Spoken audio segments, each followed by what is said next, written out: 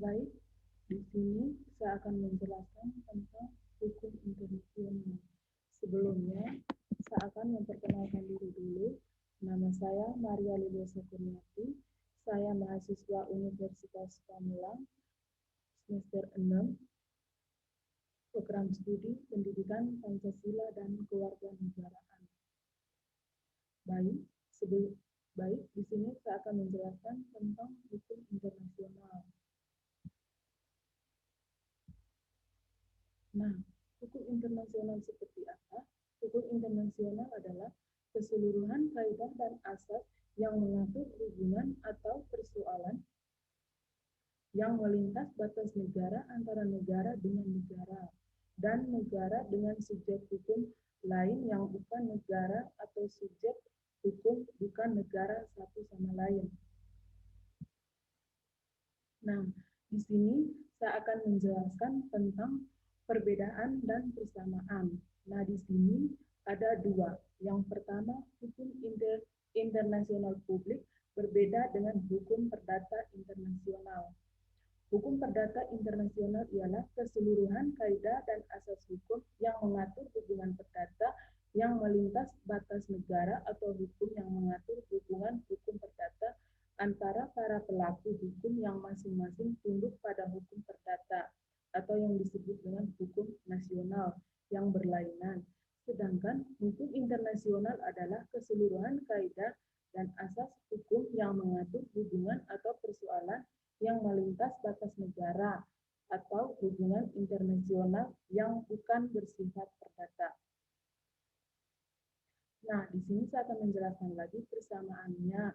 Persamaannya adalah bahwa keduanya mengatur hubungan atau persoalan yang melintas batas negara atau internasional. Perbedaannya adalah sifat hukum atau persoalan yang diaturnya atau yang disebut dengan objeknya. Nah, di sini saya akan menjelaskan bentuk hukum internasional. Bentuk hukum internasional yang pertama, hukum internasional regional. Nah, seperti apa itu hukum internasional regional?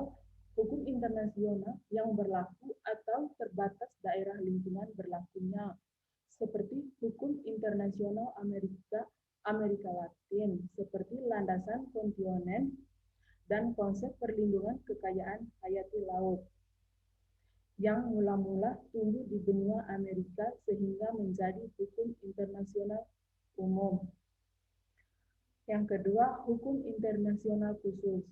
Hukum internasional dalam bentuk kaidah yang khusus berlaku di negara-negara tertentu seperti Konvensi Eropa mengenai HAM sebagai cerminan keadaan, kebutuhan, taraf perkembangan, dan tingkat integritas yang berbeda-beda dari bagian masyarakat yang berlain, berbeda dengan regional yang tumbuh melalui proses kebiasaan.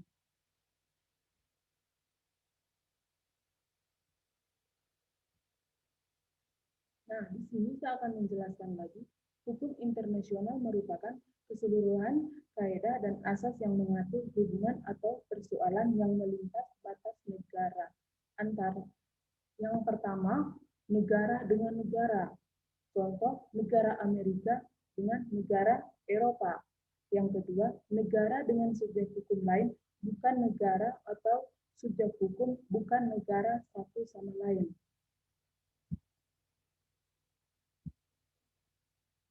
Nah, di sini saya akan menjelaskan lagi hukum internasional dan hukum dunia. Hukum internasional didasarkan atas pikiran adanya masyarakat internasional yang terdiri atas sejumlah negara yang berdaulat dan merdeka dalam arti masing-masing berdiri sendiri yang satu tidak bawah kekuasaan lain sehingga merupakan suatu tertib hukum koordinasi antara anggota masyarakat internasional yang sederajat. Yang kedua, hukum dunia terpangkal pada dasar pikiran lain, dipengaruhi analogi dengan hukum tata negara atau yang disebut dengan constitutional law. Hukum dunia merupakan semacam hukum negara atau yang disebut dengan federasi. Dunia yang meliputi semua negara di dunia ini, negara dunia secara hierarki berdiri di atas negara-negara nasional. Tertib hukum dunia menurut konsep ini merupakan suatu tertib hukum subordinasi.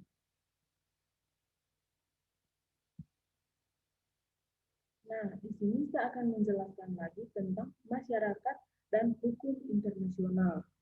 Nah, adanya masyarakat-masyarakat internasional sebagai landasan sosiologis hukum internasional. Yang pertama, adanya suatu masyarakat internasional. Nah, adanya masyarakat internasional ditunjukkan adanya hubungan yang terdapat antara anggota bermasyarakat internasional karena adanya kebutuhan yang disebabkan antara lain oleh pembagian kekayaan dan perkembangan industri yang tidak merata di dunia seperti adanya peniagaan atau pula hubungan di lapangan kebudayaan, ilmu pengetahuan, keagamaan, sosial, dan olahraga mengakibatkan timbulnya kepentingan untuk memelihara dan mengatur hubungan bersama yang merupakan suatu kepentingan bersama. Yang kedua, asas hukum bersama sebagai unsur masyarakat hukum internasional. Nah, seperti apa? Suatu kumpulan bangsa yang dapat benar-benar dikatakan suatu masyarakat hukum internasional harus ada unsur pengikat, yaitu adanya asas kesamaan hukum antara bangsa di dunia ini.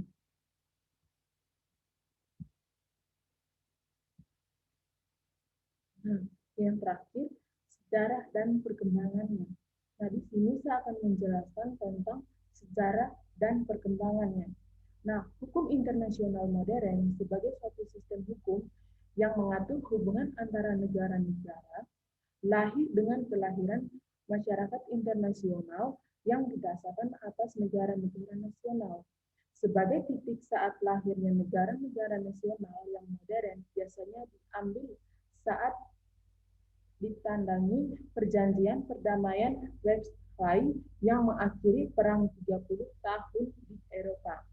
Zaman dahulu, kala sudah terdapat ketentuan yang mengatur hubungan antara raja-raja atau bangsa-bangsa. Dalam lingkungan kebudayaan India kuno telah terdapat keadaan dan lembaga hukum yang mengatur hubungan antar kasta, suku-suku bangsa, dan raja-raja yang diatur oleh adat kebiasaan.